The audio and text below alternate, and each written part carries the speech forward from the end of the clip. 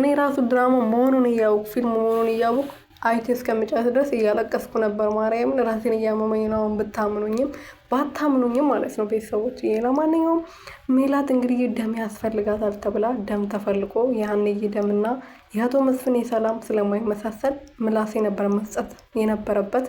ምላሴ ደግሞ እንደምታውቁት ከዚህ በፊት በጣም ብዙ ጊዜ ታሟል። ደም መስጠት አይችልም። ደም ከሰጠ እሱ አደገኛ ደረጃ ነው የሚደርስበት፣ ጉዳት ይደርስበታል ማለት ነው። በዛ ምክንያት እንግዲህ ደም መስጠት ስላልቻለ አሲር ነበር ደሙ የተመሳሰለው፣ ጆሮ ማለት ነው። ጆሮ እንግዲህ ደሙ ከተመሳሰለ በኋላ መስጠት ነበረበት። እኔ አልሰጥም፣ እቺ ሴትዮዋ ከዚህ በፊት ፋዘርዬ ሊሞቱ ጫፍ ላይ ደርሶ እሷ ሕክምናውን አልከፍልም ብላ አቋርጣ ነበር። ስለዚህ እኔ በዚህ አጋጣሚ ፈጣሪ እንኳን ባይበቀላት እኔ በዚህ አጋጣሚ ልበቀላት ይገባል ብሎ አልሰጣትም ብሎ ነበረ።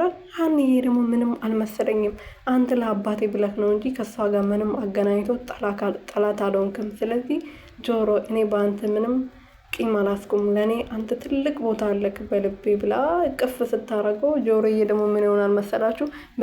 በፍቅሯ ቅልጥ ብሎ በቃ ምን ደበላችሁ ውሃ ነው የሆነው ማለት ነው። ከዛ በኋላ ትቶ ሊሄድ የነበረው ልጅ ተነስቶ ሄዶ ደሙን ሰጠሃት ማለት ነው። ስለዚህ ሜልዬ በቅርቡ ትነሳለች ብለን ተስፋ እናደርጋለን። ተነስታ ሀንቾን ታቅፋለች ብለን ተስፋ እናደርጋለን ብዙዎቻችን።